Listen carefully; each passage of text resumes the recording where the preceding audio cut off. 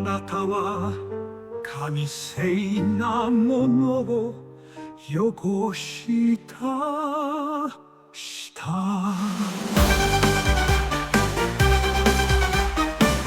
We now have it confirmed that Thomas Lockley, the man that invented the history of Yasuke all on his own and edited all of these Wikipedia pages since 2015, mind you, over and over and over again, promoting his own works, profiting off of the false history he made about an African slave in Japan. All right? Think about that for a minute. We'll get into it a little bit, though. But first, I want to bring this to your attention. All right, let's do a bit of a catch up on what's happened with the Assassin's Creed Shadows game. A lot of things happened over the weekend very quick because they kind of got masked with what happened with the assassination attempt, okay? Not in the Assassin's Creed game, but in real life. So there's a lot of news that kind of got lost on this because of, the rightful attention that other event deserved. Now, I'm being very careful because YouTube has been demonetizing videos that mention that event too much, okay? So I'm not being indirect on purpose. But you know who else is indirect, right? You know who is indirect? Assassin's Creed hires LGBTQ activists as consultant who wants to challenge moral standards around transgenerational sex. What do you think transgenerational sex is? This right here that you're looking at, this is the Assassin's Creed dev team. Can you help me with something here? Is there somebody missing from this picture? Can you help me find who's missing in this picture? Comment below if you know who's missing from this picture. And also, if you want to play a bit of Where's Waldo, where is the president of Sweet Baby Inc.? I'll give you a hint. She's somewhere near a blue hair. All right, now that narrows it down, but it's up to you to play Where's Waldo and find that person. That's what that is. That's a person. Very much so. And speaking of people, these people right here are just so big brain. They hire cultural investigators. They hire people, historians, Japanese historians. They hire LGBTQ consultants just to make sure that they've got that covered because I guess Yasuke is going to be gay. Woohoo! It's great. But among all of those abuses, we've got the Sekigahara Rifle Corps, a real-life historical reenactment group. Similarly to how we have Civil War reenactments here in the USA, Revolutionary War reenactments, World War II reenactments in Europe even. Around the world, different groups of private citizens get together and do their best to recreate the ancient battles that were either decisive of their time or played historical significance in what would be the next decisive drive in history. And so what we have here is the Sekigahara Rifle Club's flag. Rifle Corps' flag. And so the situation is that, as you can see, the original here is the flag that they march around with during these reenactments. The thing about these reenactments is that these are historically protected things. These have protection around them. They're educational. So you can't go jamming them in for profit because then, well, there goes the historical significance of these and the whole purpose of having these things protected to begin with. However, Ubisoft in Canada said, screw it. We have blue hair. We'll just do it anyway. The blue hair gives them superpowers, I guess. I don't know. You won't see them or something. It camouflages them. Either way, as you can see here, the Assassin's Creed Shadows concept art features this flag. As you can see, the original and one in Assassin's Creed, they are one-to-one the same. You can even make out the teeny tiny little circle designs, the circular kaman that are on top of the flag as well, if you squint your eyes just enough. And so the situation unfolds from here, right? It unfolds further. Ubisoft Japan comes out and acknowledges the theft of this. They say that, yes, this happened, but we're still going to sell it. Feel free to check it out. You can go on to X and check it out. Search the Ubisoft Japan account, and they acknowledge the theft and that they're still going to be moving forward with selling the stolen materials. This sounds awfully familiar, doesn't it? Now, let's move on. What else is stolen? Well, as it turns out, the Ubisoft Assassin's Creed France decided they were going to go to the Japan Expo in Paris, okay? Now, the Japan Expo is put on by the Japanese Foreign Ministry to showcase Japanese culture, industry, and related works. And so this is where Ubisoft bought their booth that I don't have a picture of it right now. I'm very sorry. It is out there, and I just couldn't find it before I started recording here. But they have a Shinto gate. You can see that right there, the Japan Expo. In reality, the actual physical Shinto gate is only supposed to be outside of a shrine. For comparison, let's say that they built a tiny cathedral as an entrance, right? A nice Notre Dame. And behind that, though, inside of that, they were selling cheeseburgers. And that's what this is that this is a very iconic religious symbol in Japan, very spiritual symbol, and it's parked out in front of an Ubisoft booth in Paris, advertising a game full of stolen assets. Now, I say stolen assets, right? So let's check this out. The game itself doesn't purport to have this sword in it, but let's take a look at what France has to say here. And they say katana and Yasuke's mask. This means Yasuke's katana and Yasuke's mask. Now, the mask was made by Pure Arts Limited, or even the artwork from the game. Now, apparently this banner here is in the game. Good job, Ubisoft. That neat, I guess. That's neat. And you'll notice the helmet here, as they purported who this was made for here. Pure Arts Unlimited, I believe that's what it was. It's made out of rubber, obviously, but they're doing their best with what they have here. And it, I gotta say the yellow against that dark really looks like dusted macaroni and cheese. I get what they were going for, right? I'm not trying to give this company trouble that made this helmet. They really brought together what the game asset is, did a very good job. But maybe they should have thought through what that looked like. It looks like he's got macaroni and cheese, like Kraft macaroni and cheese stuck to his helmet. I don't know if that's helping their case at all. But it gets worse, okay? So let's take a look at this. Well, this looks interesting. Now, why would that grip be in the middle? And now, what do those kanji say? That's an interesting set of kanji underneath there. Does that say something about Yasuke, maybe? I'm not sure. I think one of those kanji has something to do with fire. I don't read kanji. I just recognize that from a Super Sentai helmet. Shinken Red had the symbol, the kanji symbol for fire on his helmet. And I think that's what we're looking at here. And, well, let's find out for sure what we're looking at here. Oh no. Oh no, they straight up stole One Piece's Zoro Sandai Kitetsu katana. It's even metal. It's lame metal. Lame, whatever. So apparently this is like some kind of French Etsy or something like that. I'm not sure what we're looking at here, but this is the sword right here. Check it out.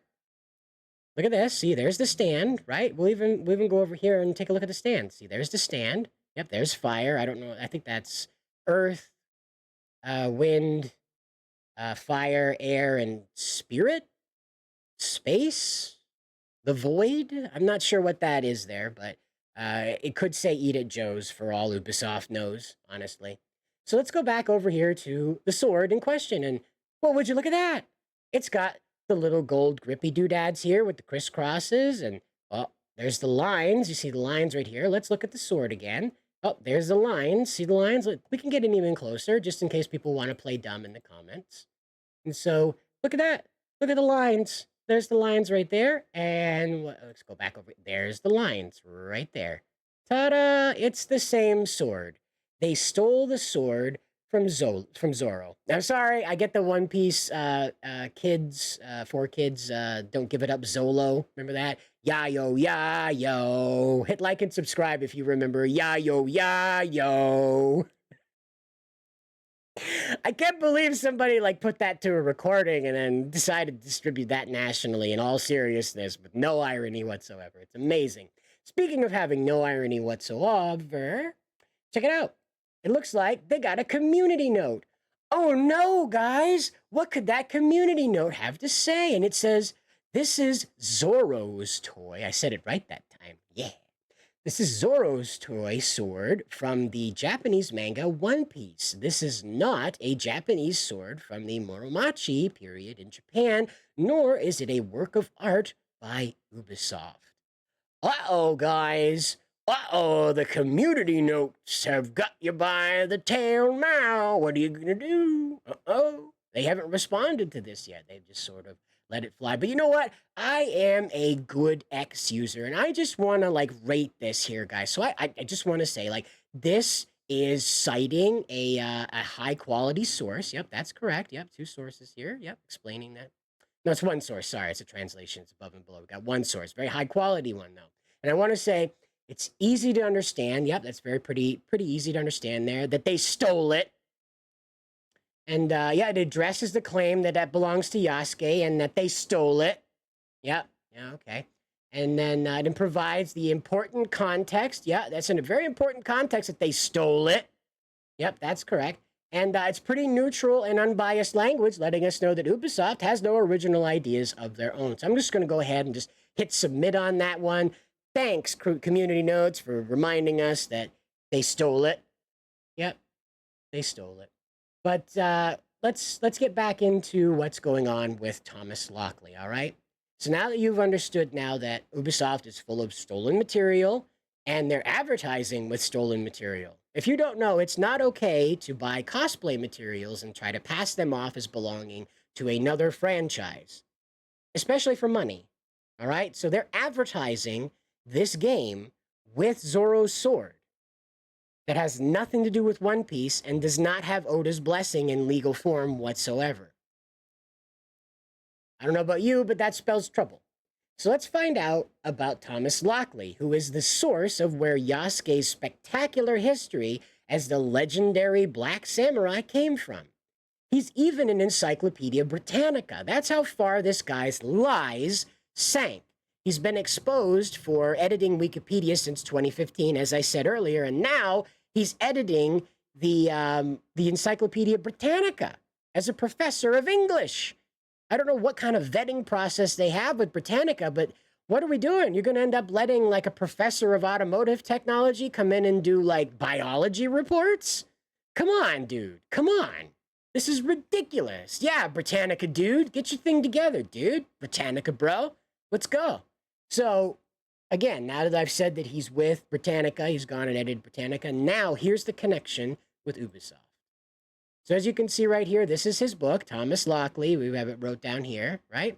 Yasuke, the story of the first African samurai. Yep. So it translates down here. This is the I'll zoom out so we can read all of this.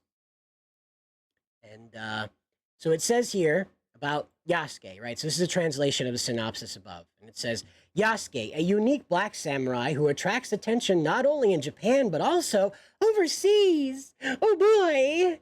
A historical non-fiction book that delves into the details from his unknown upbringing to the circumstances leading up to his arrival in Japan, his encounter with Nobunaga in his favor, and his steps after Honnouji.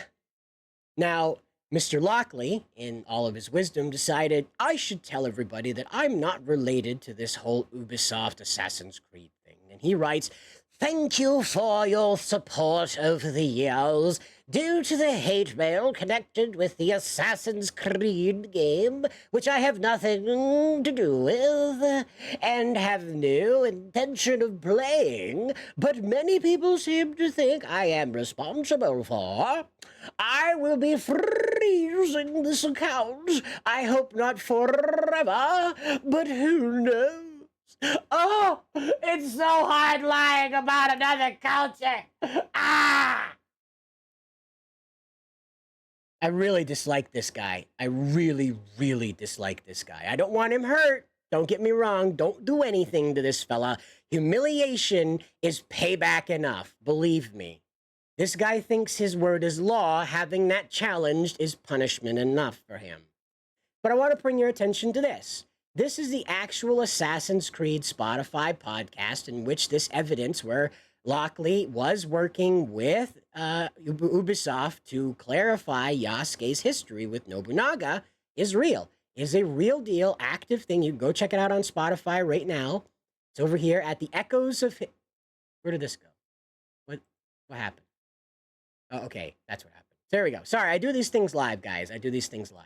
So let's take a look at this. So it says, this is the Echoes of History podcast, History Hit, and Assassin's Creed. Okay, so it explains this. Now, it says, the opening line to this, delve into the real life history that inspires the locations, characters, and storylines of the legendary world of Assassin's Creed.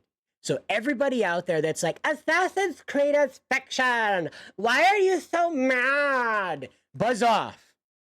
Bzzz. Buzz off. They themselves declare what they are basing their stories off of is real lived history. And Mr. Lockley, the brain, the big brain here, this fellow right here, this Wish.com discount Tom Cruise looking MFer right here, this fella is the source of their inaccuracies. He lied about history long enough that it became their truth. And thank you to the Japanese audience out there that lets us know, even here on the West, especially here at Bounding into Comics, the actual history that went on with this, okay? This is important to bring up because I made a mistake in the last video I did on this. What we need to know now, because I need to make this correction, okay? So what we need to know right now is that the Toyotomi clan, this is the clan that's featured on the banner behind Yasuke, as you can see right here, up on the top. He has like it appears to be like 3 pieces of vegetation and then a leaf below, right? These rising leaves and then a spread leaf below. This is a symbol of the Toyotomis. And in the last video, I said that the Toyotomis went out and killed Nobunaga. This was incorrect. This was not how it happened. Toyotomi and his sect within Nobunaga's clan were very loyal. Toyotomi himself came from nothing and rose up into the ranks. Again, Nobunaga was a very, very open-minded man about certain things. And so Toyotomi was very, very loyal to him, very, very open-hearted about what was going on. And so it was not the Toyotomis that did harm to Nobunaga. I spoke out of turn on that, and I apologize for that. That was incorrect. However, I need to clarify. The banner that you see here belongs to the Toyotomis, and the symbol on Yasuke's chest belongs to Nobunaga. The problem here is that you should not be carrying 2 different kamons. You do not serve 2 different lords at once. You're not like an Uber driver of sword slicing, okay? You're not an Uber samurai, all right? Uber S. None of that. You are to be wearing the kamon of a singular clan at a time. Furthermore, it's been brought to my attention that Yasuke wearing that on his chest the way that it is very undignified. The kamon being damaged and the armor being damaged is not a symbol of pride, to what I've been told. Him walking around with these massive gashes across his clan symbol is disgraceful. It's disgracing his clan. Walking around with broken armor, damaged armor that has not been repaired is considered disgraceful as well. And so I have to stress that this is, again, a bigger problem with how Assassin's Creed, real life history, guys, lol. Yeah, real life history. Yeah, how these guys screwed it all up. Now, I made my mistake, and I'll own up to it. Hopefully, Ubisoft will put this whole game on ice and start over from the beginning, because, boy, howdy. I don't know about you, but apparently there was a lot of butt-to-butt bowing. Butt bowing. I don't know. In the Sengoku era, famous for its butt bowing. I don't know about you. Have you butt bowed today? Especially when a tall, full regalia, battle-ready samurai just walks through. Broad daylight. No battle to be had, no encroaching invading group. Everybody's just going through their day in the beautiful sunny day light. And there's Yasuke in full war regalia walking down the street. That's not how that happened. That is not how that happened. But if you're down for butt bowing, rather, if this is your thing, if butt bowing is your thing, I got good news for you, all right? So if you can own these stolen history, this rewritten history, and the butt bowing for $70. What a deal. What a deal, guys. For $110, you can own a gold edition of this stolen history and rewritten history, all right? And the $130, you can get the concept art. I believe that's what the Ultimate Edition is that you get the concept art that they stole from the Sekigahara Rifle Club. The Rifle Corps, I'm sorry, I say club because I'm in America and that's what we do, Rifle Club, sorry. It's a corps, it's a military corps, my apologies. You can get access to that art that was stolen and all the other photo bashing they did in their concept art, without regard to copyright law, by the way. They just stuffed anything they could find that looked remotely appropriate in there. I'm told that there's scenes of Myanmar that have been mixed into the Assassin's Creed trailer, that they have pulled Myanmar farmlands into the Sengoku era Japan, because they just Googled, rice paddies, I guess, or whatever the farmland was. I don't know which one, but whatever farmland it was that was under attack, I guess, that had been moved into the Assassin's Creed Sengoku era. Imagine that. You're just a farmer in Myanmar, and all of a sudden you're in the middle of Sengoku, Japan. Isn't that? Whoops.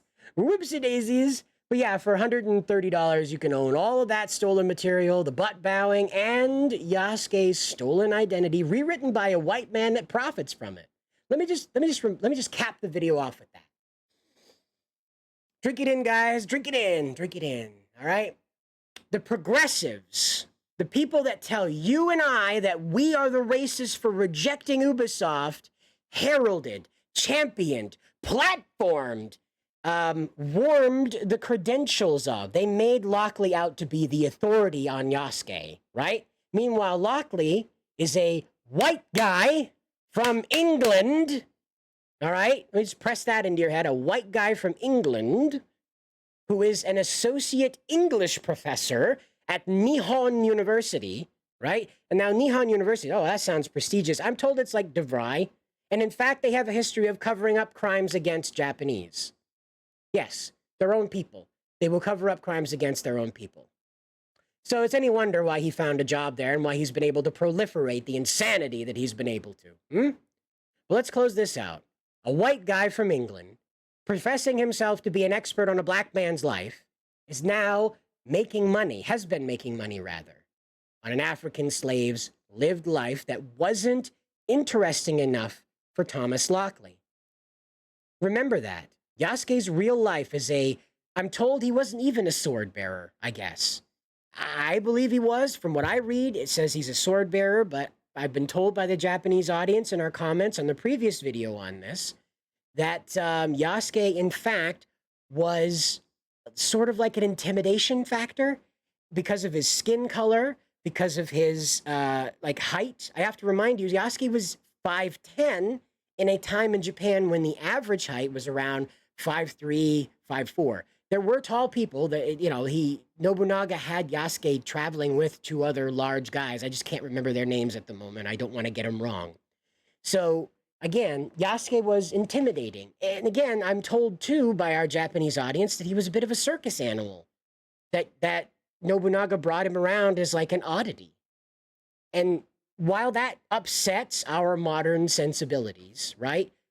I have to impress upon you, in all likelihood, Yasuke could have been the only African on the Japanese islands in 1575, in the 1570s anyway. Okay? I believe that's when he was with Nobunaga. So please, let's just zoom back out and think of a world before we were so interconnected. Remember, we've heard this in our own history books that the Native Americans, the Aztecs, the Mayans, even the Japanese themselves, when they came in contact with white people, they had no idea what we were. We were completely new to them, an oddity, an alien to them. This is the same thing that Yasuke went through when he was in Japan. So I want you to think of this rather than the Japanese are just so intolerant that they don't want to have a black samurai, but rather the miracle, the mercy of the Japanese people of that time to not react in terror to what Yasuke looked like. Remember, their mythology talks about Oni who have a red skin color and who are very tall and muscular and intimidating. And by all accounts, Yasuke pretty much fit the bill for one of these creatures. They had every reason to think he was some kind of demon, some kind of threat to them, because again, as their mythology reported, anyone who looked like him was a threat, didn't come around with good news, let's put it that way.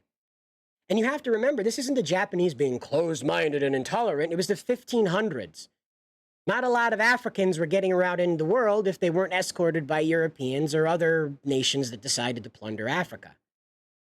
And you've got to understand, right, that this is where Ubisoft goes off the rails, okay?